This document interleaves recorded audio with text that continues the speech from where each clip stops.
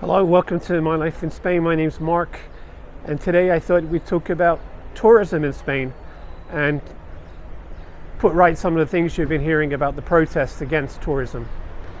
I'm at one of my local bars called Chaflan, enjoying a nice San Miguel for €3.30. I guess you'd call that a pint. They call it a tankard here. Anyway, this last weekend there were protests in most of Spain's larger cities against over-tourism.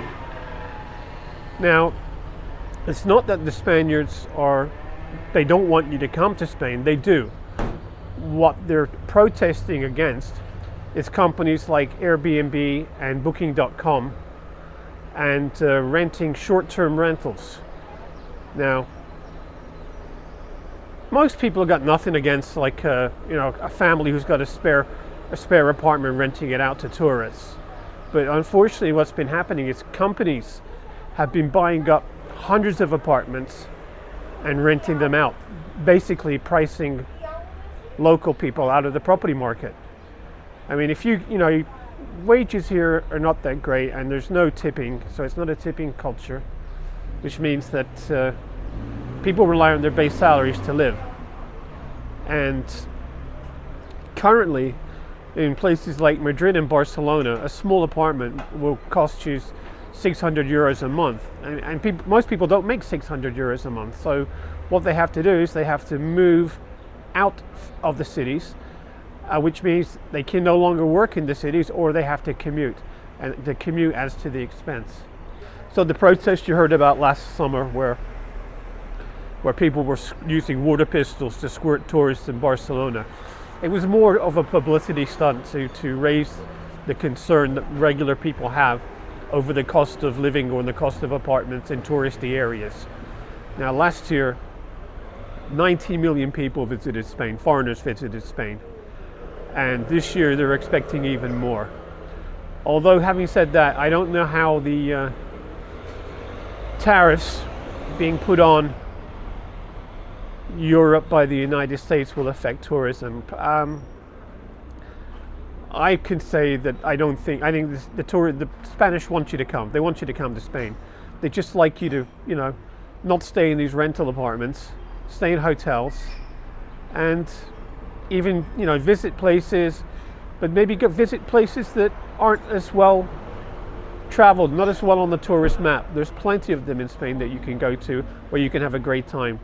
An example would be Valencia. Valencia is packed in the summer, and you're going to be hassled by people trying to sell you things. It's crowded. You're going to have long lines to get into tourist sites like the Valencia Cathedral. You could stay in, say, Pensacola and do a day trip to Valencia.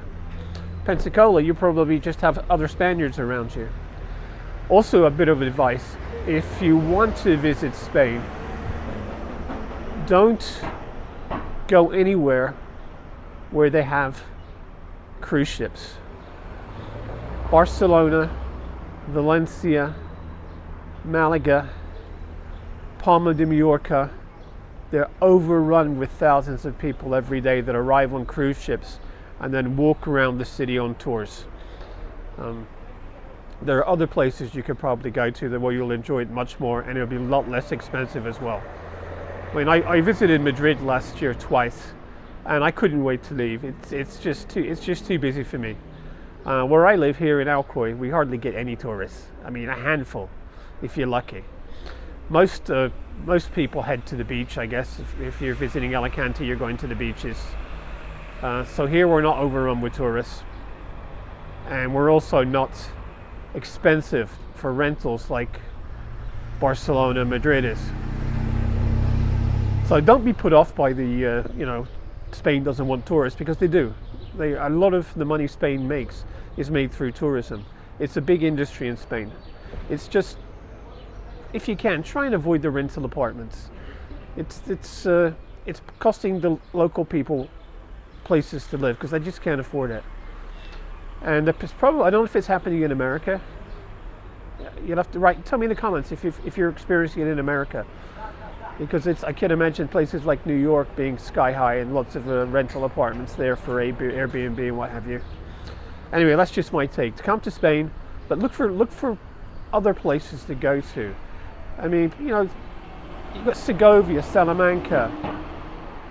Where else can you guys?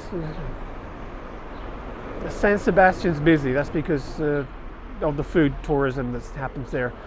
In fact, I think there's more Michelin-starred restaurants per population in San Sebastian than anywhere else in the world. Játiva near Valencia, it's another nice place. It's an inland city, but it's not far from Valencia, and there's trains every hour. So that's somewhere you could go. Gandia, another place. Gandia Beach, Gandia Playa, is hugely popular in the summer, but not with foreigners, with Spaniards, mostly from Madrid. It's one of the closest beaches to Madrid, and it's also probably the nicest beach in the whole of the Costa Blanca. You've probably never heard of it. So if you want a beach holiday, look into Gandia. I think you'd be pleasantly surprised.